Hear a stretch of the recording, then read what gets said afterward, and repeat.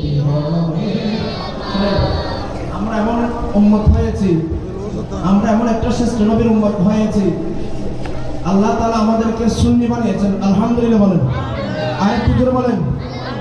সুন্নিদের মুখেই একমাত্র আমার রাসূলের রিসালাত, আমার রাসূলের শান শুনতে পাবেন।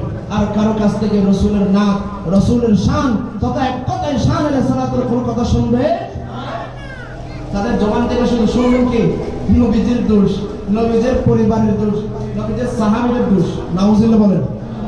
আল্লাহ আমাদেরকে হেফাজত করেছেন, আল্লাহ আমাদেরকে হোশ নসিব বানিয়েছেন, সুন্নি করে জন্ম নিয়েছে, ঠিক কি না?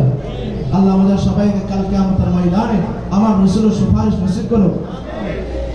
মুসিবত না পাই যদি, মুসিবত না পাই যদি, করুণা তোমার কবরে হাসরে কি হবে। তুমি তো দিয়েছো দেখিয়ে আলোর পথ, বলেছো সেই পথে মিলবে রহমত।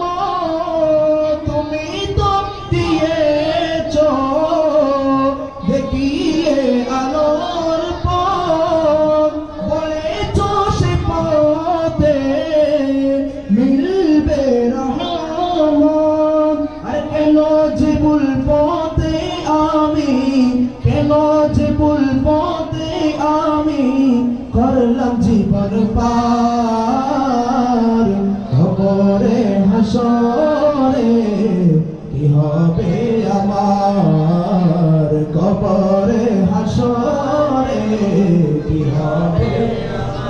মুসিবত না পাই যদি, মুসিবত না পাই যদি, করুণা তোমার কবরে হাসরে কি হবে আমার, কবরে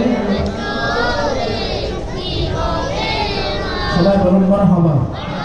চিৎকার করে বলুন ইয়া রাসূলুল্লাহ, ইয়া হাবিবাল্লাহ। আল্লাহ তাআলা কাল কিয়ামতের ময়দানে আমাদের সবাইকে আমার রাসূলের সুপারিশ নসিব করুন। উপস্থিত